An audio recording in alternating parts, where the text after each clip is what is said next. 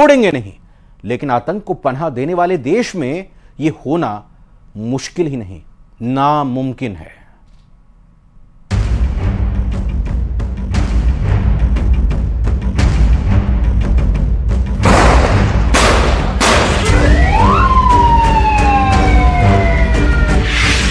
हिंदुस्तान में चुनाव हो,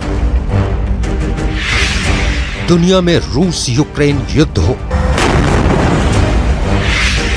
खाड़ी में इजराइल हमास जंग हो, दुनिया में चाहे किसी तरह का विकास हो या बदलाव हो, पाकिस्तान का एजेंडा एक सूत्री है। एक ही काम है खून बहाना निर्दोषों का। आतंक की फैक्ट्री में फिर 7 मासूम मजदूर पीस दिए गए। सोते हुए मजदूरों को आतंकवादियों ने गोलियों से भून डाला।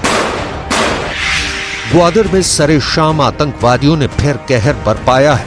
7 मजदूर जो कि एक सैलून में काम करते थे, उन पर अंधाधुंध गोलियां बरसाई गईं। 7 लोगों की मौत हो गई, 1 जख्मी है।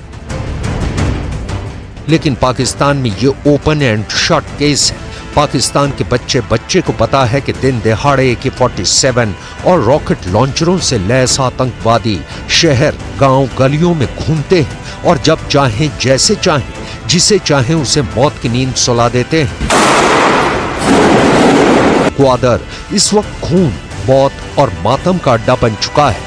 आपको आगे दिखाएंगे कि ग्वादर में बार बार आतंकी हमले क्यों हो रहे हैं, लेकिन उससे पहले ग्वादर का भूगोल बहुत ध्यान से समझने की जरूरत है। ग्वादर बलूचिस्तान प्रांत के दक्षिणी पश्चिमी इलाके में स्थित है।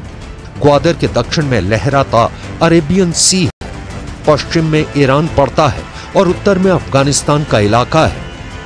ग्वादर पाकिस्तान का वो क्षेत्र है जहां कहने भर के लिए पाकिस्तान की हुकूमत चलती है, लेकिन सच्चाई ये है कि अफगानिस्तान की सीमा पार कराने वाले आतंकवादी ग्वादर के बेगुनाहों पर मौत बनकर बरसते हैं। ग्वादर की पुलिस, पाकिस्तान की फोर्स और तमाम सुरक्षा एजेंसियां देखती रह जाती हैं और मौत के सौदागर ग्वादर को खून से रंग देते हैं। इस हमले के 3 हफ्ते पहले भी बलूचिस्तान के नुश्की जिले में अज्ञात हमलावरों ने 11 लोगों की गोली मारकर हत्या कर दी थी। हमलावरों ने 2 अलग अलग जगहों पर 9 लोगों को मार गिराया था। बोए पेड़ बबूल का आम कहां से होए। पाकिस्तान अपनों के ही हाथों मसला जा रहा है, मर रहा है। आतंक की जिस नर्सरी को पाकिस्तान सींचता रहा है, अब वो पेड़ बन चुका है और गहरे जमीन में इतना गड़ा है कि पाकिस्तान के हुक्मरान, पाकिस्तान की फौज उसका बाल बांका भी नहीं कर सकती।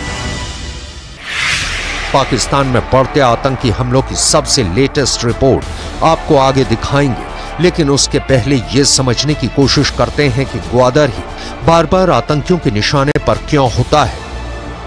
ग्वादर में बलूच लिबरेशन आर्मी बहुत एक्टिव है। इसका कारण आज का नहीं है, इसके लिए आपको बहुत पीछे जाना होगा, जहां से आग सुलगनी शुरू हुई जो अब ग्वादर को जला रही है। बलूचिस्तान के लोगों का मानना है कि भारत पाकिस्तान बंटवारे के वक्त उन्हें जबरदस्ती पाकिस्तान में शामिल कर लिया गया, जबकि वो खुद को एक आजाद मुल्क के तौर पर देखना चाहते थे। ऐसा नहीं हो सका, इसलिए इस प्रांत के लोगों का पाकिस्तान की सरकार और वहां की सेना के साथ संघर्ष चलता रहा और वो आज भी बरकरार है।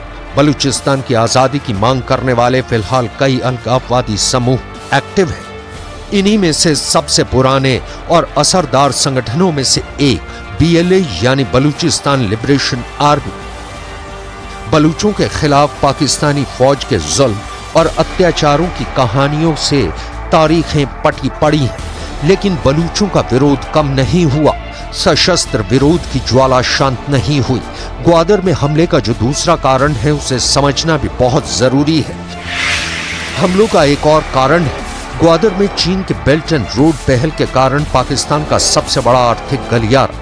यहाँ अलगाववादी लंबे समय से प्रांत के नेचुरल रिसोर्सेज में अधिक हिस्सेदारी की मांग को लेकर सरकार से लड़ रहे हैं।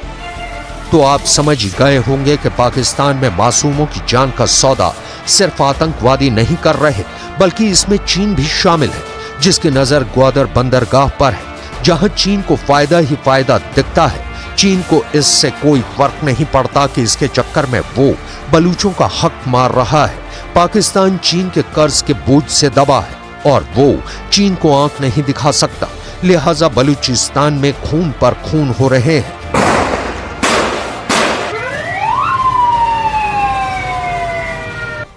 अब जहां की खबर हम आपको बताने और दिखाने जा रहे हैं, वहां पर हर चुनाव में जीत और हार की बोली लगती है।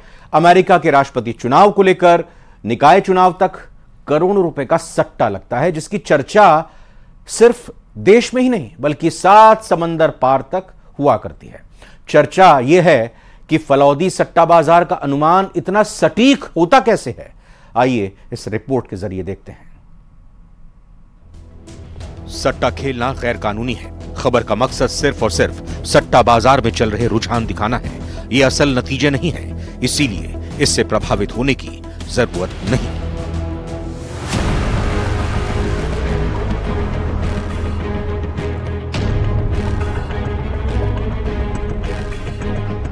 लोकसभा चुनाव की सरगर्मियां काफी बढ़ी हुई हैं। जलती चुभती गर्मी में भी दिग्गज जमकर प्रचार कर रहे हैं, बयान से सियासी पारा बढ़ा रहे हैं। एक ओर जहां राजनेता चौथे चरण के लिए जमकर पसीना बहा रहे हैं, वहीं एनडीए और इंडिया गठबंधन दोनों बढ़ चढ़कर अपनी अपनी जीत के दावे कर रहे हैं।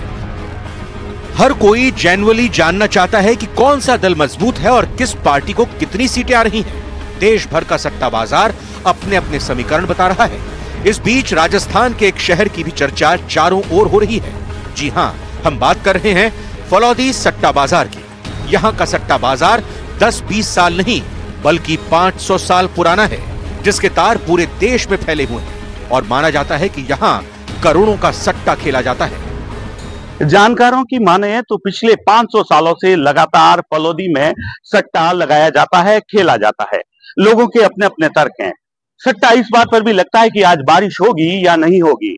चुनाव को लेकर के यह सट्टा बाजार अपने पूरे परवान पर होता है। हालांकि बीकानेर और शेखावाटी में भी सट्टेबाजी होती है, लेकिन फलौदी ने जो जगह बनाई वहां दूसरा कोई शहर पहुंच नहीं पाया। यहां के मार्केट का मोल भाव दूसरे बाजार जैसा नहीं है। फलौदी सट्टा बाजार कैसे तय करता है सीटें?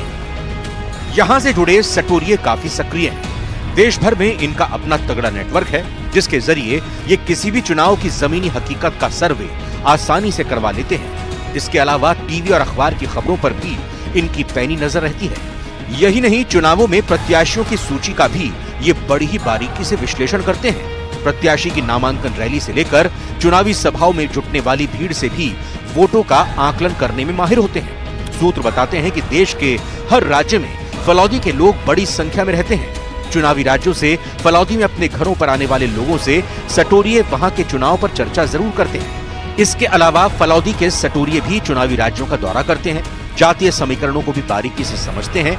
इसके साथ ही और भी कई साधन हैं जिनसे ये सटीक आकलन कर पाते हैं। ये सरकारी कर्मचारी भी है, उद्योगपति भी है, वर्कर्स भी हैं, और इन सब के सर्वे के बाद ये देखते हैं कि क्या है। सबसे पहले ये सरकारी कर्मचारियों का विश्लेषण करते हैं कि इनका रुख किस साइड में, अधिकारी और कर्मचारी किस सरकार या किस पार्टी की तरफ जा रहे हैं। वो जो रुख होता है वो इनका मानना है कि जनता का ट्रेंड सेट करता है। ट्रेंड सेटर्स हैं ये। और वो बात बाकी इनके सीक्रेट हैं, अब हमको तो नहीं पता, लेकिन ये है कि इनका जो भी स्टडी है वो बहुत गूढ़ तरीके से की जाती है और उसका परिणाम निश्चित रूप से सकारात्मक आता है। लोकसभा चुनाव के 4 चरणों के चुनाव बाकी है, यानी लोकसभा चुनाव खत्म होने में अभी काफी समय बाकी है। हालांकि नतीजे 4 जून को आएंगे। 3 चरण के चुनाव के बाद फलौदी सट्टा बाजार से जुड़े सटोरिये बीजेपी की जीत की भविष्यवाणी कर रहे हैं। बीजेपी की सरकार बना रहा है भारतीय जनता पार्टी की। कितनी सीटें दे रहा है भाजपा को? भाजपा की सीटें आ रही है पूरे देश में 308 से 10 से करीब बता रहे हैं। एनडीए की बता रहे हैं 350-55 के, मतलब 350-55 मान लो। प्रदेश में कितनी सीटें आ रही है? प्रदेश में बता रहे हैं 18 से 20। जोधपुर से इस बार कौन जीत रहा है? जोधपुर से अभी सट्टा बाजार के हिसाब से गजेंद्र सिंह जी शेखावत के भाव आ रहे हैं 20-25 पैसे, मतलब जिसके भाव कम होते हैं उसकी जीत तय है। हमारे सट्टा बाजार के हिसाब से तो करीबन 309 से 12 सीटें बता रहे हैं। किसकी? बीजेपी की। प्रदेश में कितनी आ रही है? 25 में से भाजपा की कितनी सीटें आ रही है? करीबन 19 से 21 सीटें बता रहे हैं। सबसे बड़ी बात तो ये है कि हमारा सट्टा बाजार है देवता है, हम उनको देवता मानते हैं। और बाकी दो अखबार होते हैं हमारे करीब सट्टा बाजार के बंदे हैं, तो वहाँ के करीब सर्वे करते रहते हैं। उस हिसाब से हमारे को पता लगता है, कुछ अखबार पढ़ते हैं, कुछ टीवी के अंदर देखते हैं, तो उस हिसाब से हमें पता लग जाता है कि भाई कौन जीतेगा कौन हारेगा। फलौदी सट्टा मार्केट फलौदी जिले से ऑपरेट होता है। पहले ये जोधपुर का ही उपखंड था, हाल ही में इसे नया जिला बनाया गया है। यहां पर हर सीट के उम्मीदवार से लेकर पार्टियों की हार जीत पर भी पैसा लगता है। सट्टा बाजार का अपना खुद का गणित है। यहाँ जीत हार के दावपेच मोल भाव के आधार पर तय होते हैं। कौन जीतेगा उसके भाव में कमी देखी जाती है, और जिसके भाव ज्यादा होते हैं तो यह माना जाता है कि उसकी जीत में कहीं ना कहीं संशय है। फलौदी में सट्टे का काम 5 सदी से चल रहा है। यहाँ कई परिवार ऐसे हैं जो कि कई पीढ़ियों से इसी काम में लगे हैं। फलौदी के अधिकांश लोग शेयर मार्केट से जुड़े हैं। यही वजह है कि चुनावी मौसम में सट्टा और सट्टेबाज दोनों की पूछ बढ़ जाती है। फलौदी के बारे में एक और बात भी खूब कही जाती है। स्थानीय लोग दावा करते हैं कि ये वो धार्मिक नगरी है जहां हर किसी की जुबान पर सरस्वती विराजती है, इसीलिए उनके सट्टा बाजार के अनुमान भी सटीक होते हैं। फलौदी के लोग इस बात का बार बार दावा करते हैं कि उन्होंने ही धारा 370 हटने और राम मंदिर बनने की वर्षों पहले भविष्यवाणी कर दी थी, जो सच साबित हुई। फलौदी सट्टा बाजार का आकलन हिमाचल, कर्नाटक और गुजरात विधानसभा में करीब करीब ठीक था। हालांकि बंगाल में फलौदी सट्टा बाजार बीजेपी को जिता रहा था, लेकिन वो टीएमसी से पूरी तरह हारी। तभी फलौदी के कई लोग वहां के सट्टा बाजार को सीरियसली नहीं लेते। हिमाचल कर्नाटक चुनाव में सच साबित, पश्चिम बंगाल के चुनाव में फेल हुआ दावा। फलौदी सट्टा बाजार के कुछ दलाल दावा करते हैं कि चुनाव आते ही उनके मोबाइल फोन की व्यस्तता बढ़ जाती है, क्योंकि हर दूसरे नेता या उनके पीए के फोन लगातार आते रहते हैं। हर कोई अपनी सीट के बारे में फलौदी की राय लेकर चुनाव प्रचार करता है। लोगों की जीत हार और कौन सी पार्टी की सरकार बनने वाली है या कौन कितनी सीटों से जीतेगा, यही इस सट्टे बाजार का गणित है। और इस गणित के आधार पर ही मोल भाव तय होते हैं, हार जीत तय होती है, और लोगों में इस बात की चर्चाएं भी जोर शोर से होती है कि इस बार किसकी बनने जा रही है सरकार। रंजन दवे, न्यूज़ 18 राजस्थान, जोधपुर। रूस दुनिया में कहीं भी युद्ध करने के लिए तैयार है। नेटो देश पोलैंड में रूस के खिलाफ परमाणु हथियार तैनात करने की तैयारी अमेरिका कर रहा है, और इसी को देखते हुए पुतिन ने साफ कह दिया है कि रूस की ताकत को कम आंकना यूरोप और अमेरिका पर बहुत भारी पड़ेगा।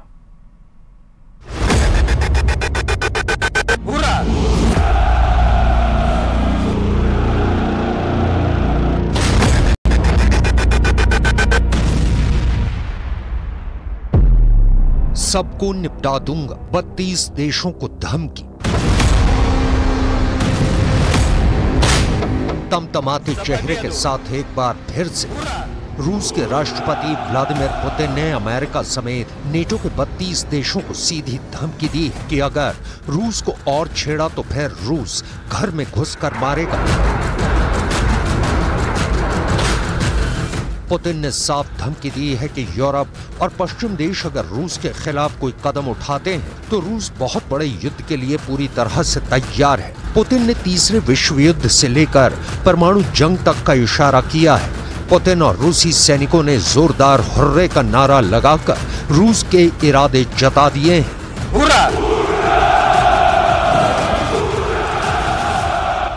Россия будет делать все, чтобы не допустить глобального столкновения, но в то же время никому не позволим угрожать нам. Наши стратегические силы всегда в боевой готовности. रूस यूक्रेन जंग को 800 से ज्यादा दिन हो चुके हैं। जंग तीसरे साल में पहुंच चुकी है। रूस अब तक यूक्रेन के 18% इलाके पर कब्जा कर चुका है। जनवरी 2024 से लेकर अप्रैल 2024 तक रूस ने महज 120 दिनों में यूक्रेन के 547 वर्ग किलोमीटर इलाके पर कब्जा कर लिया है। अरबों डॉलर के हथियार न तो हारते यूक्रेन को बचा पा रहे हैं और न ही अमेरिका समेत नेटो के 32 देश रूस से सीधी जंग की हिम्मत जुटा पा रहे हैं। मॉस्को के रेड स्क्वायर में 9 मई 2024 की विक्ट्री डे परेड में पुतिन ने एक बार फिर से धमकी दी है। रूस अकेले दम पर दुश्मनों का सफाया करने की ताकत रखता है। पुतिन ने तो यहाँ तक कह दिया है कि यूक्रेन पश्चिमी देशों का गुलाम बन चुका है और रूस यूक्रेन के रूसी इलाकों को पूरी तरह से जीत कर रहेगा। Дорогие друзья, Россия сейчас переживает сложный, рубежный период. Судьба Родины, ее будущее зависит от каждого из нас. पुतिन ने दिखाया अमेरिकी किलर। 9 मई 2024 को मॉस्को में विक्ट्री डे परेड में रूस की सैन्य ताकत की एक छोटी सी झलक दिखाई गई है। हम आपको पुतिन की धमकी, यूक्रेन पर जीत के ऐलान की तारीख, अमेरिका और नेटो से एक साथ जंग की तैयारी को लेकर रूस की खुफिया रिपोर्ट दिखाएं। उससे पहले आप ये देख लीजिए, आज मॉस्को में विक्ट्री डे परेड के दौरान रूस ने अमेरिकी किलर से क्या संदेश दिया है। यूक्रेन के साथ युद्ध के तीसरे साल में पहुंचने पर रूस ने 9 मई को अपनी 79वीं विक्ट्री डे सैन्य परेड की है। 9 मई को रूस में द्वितीय विश्व युद्ध में जर्मनी पर सोवियत की जीत का जश्न मनाया जाता है। रूसी राष्ट्रपति व्लादिमीर पुतिन ने सशस्त्र बलों के कमांडर इन चीफ के तौर पर 21वीं बार परेड का निरीक्षण किया। रूस के दावे के मुताबिक अमेरिकी killer years missile system, Iskander M operational tactical missile system और S-400 anti aircraft missile system launcher का भी प्रदर्शन किया गया।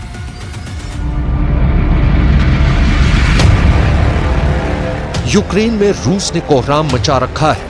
पिछले कुछ हफ्तों में यूक्रेनी सेना को कुछ इलाकों से रूसी सेना ने खदेड़ दिया है। डोनेट्स्क में अब दिवका के आसपास के क्षेत्रों में रूसी सेनाओं के आगे बढ़ने का रास्ता खुल गया है। रूस के 200 साल के इतिहास में पुतिन जैसा शक्तिशाली राष्ट्र प्रमुख आज तक नहीं आया है। 5वीं बार रूस का राष्ट्रपति बनते ही पुतिन ने एक बार फिर से बेशुमार सैन्य ताकत से अमेरिका और नेटो के होश उड़ा दिए हैं।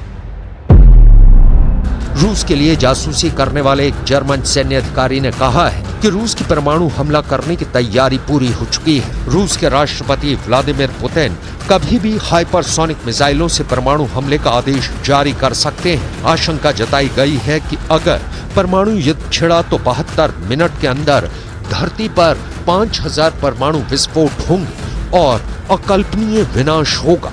न्यूक्लियर वॉर इस सिनेरियो बुक के मुताबिक इन धमाकों में 300 करोड़ से ज्यादा लोगों की मौत हो जाएगी।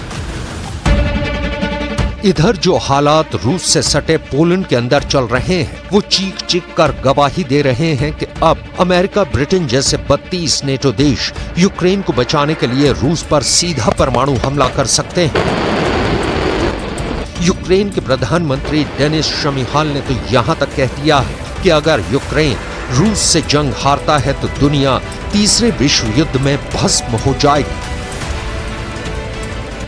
विक्ट्री डे परेड के मौके पर पुतिन ने जो तेवर और बयान पश्चिमी देशों के खिलाफ दिए हैं, वो साफ इशारा कर रहे हैं कि पुतिन सिर्फ यूक्रेन तक रुकने वाले नहीं हैं। अगला नंबर पोलैंड समेत यूरोप के कई देशों पर रूस का बड़ा हमला हो सकता है। स्पेशल रिपोर्ट में फिलहाल इतना ही। एक ब्रेक का वक्त है। आप बने रहिए न्यूज़ 18 राजस्थान के साथ।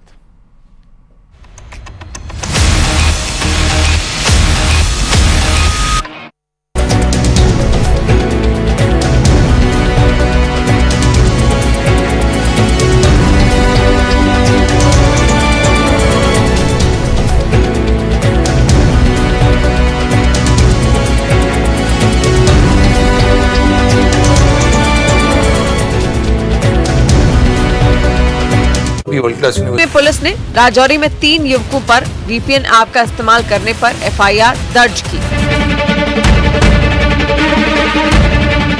पिछले 2 साल में राजौरी पुंछ में कई बड़े आतंकी हमलों को अंजाम दिया गया, जिसकी जांच एनआईए को सौंपी गई। लेकिन आतंकियों के कम्युनिकेशन नेटवर्क को तोड़ना और तकनीकी सबूत तलाशना एनआईए के लिए थोड़ा मुश्किल हो गया। और एनआईए की जांच में भी ये बात सामने आई कि आतंकी ऐसे ऐप का इस्तेमाल कर रहे हैं जिसमें इंटरनेट का इस्तेमाल नहीं होता।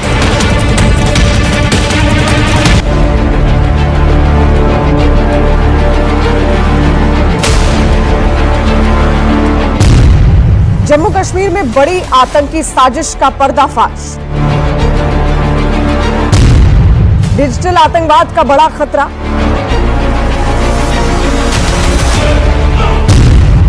आतंकी साजिशों का वीपीएन कनेक्शन। अब ऑफलाइन ऐप से बातचीत कर रहे हैं आतंकी। जम्मू कश्मीर के राजौरी और पुंछ में इंटरनेट बैन होने के बाद आतंकियों ने एक नया तरीका ढूंढ निकाला है। इंटरनेट का इस्तेमाल नहीं कर पाने की वजह से आतंकी ऑफलाइन ऐप का इस्तेमाल करने लगे हैं।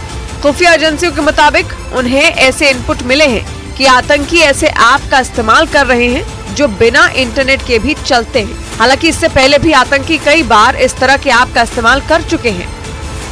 राजौरी पुंछ के जंगलों में आतंकी वीपीएन यानी वर्चुअल प्राइवेट नेटवर्क का इस्तेमाल कर रहे हैं, जिसकी वजह से आतंकियों की लोकेशन ट्रेस करना मुश्किल हो गया है। इतना ही नहीं, खुफिया एजेंसियों का दावा है कि इन ऐप के जरिए सीमा पार से आतंकी संगठन भारत में घुसपैठ कर चुके आतंकियों की मदद कर रहे हैं। वो इसी तरह की ऐप के जरिए ही आतंकियों को उनके टारगेट की जानकारी देते हैं। साथ ही हमला अंजाम देने के बाद भागने के लिए सुरक्षित रूट भी इन्हीं ऐप की मदद से दिखाते हैं।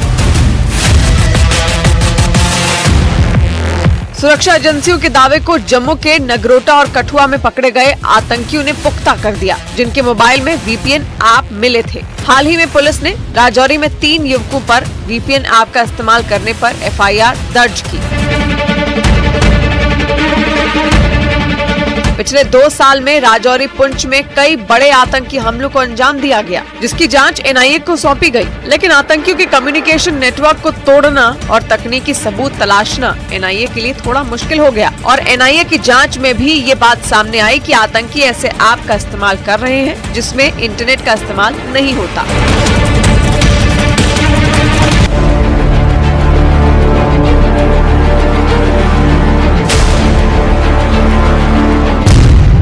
जम्मू कश्मीर में बड़ी आतंकी साजिश का पर्दाफाश। डिजिटल आतंकवाद का बड़ा खतरा।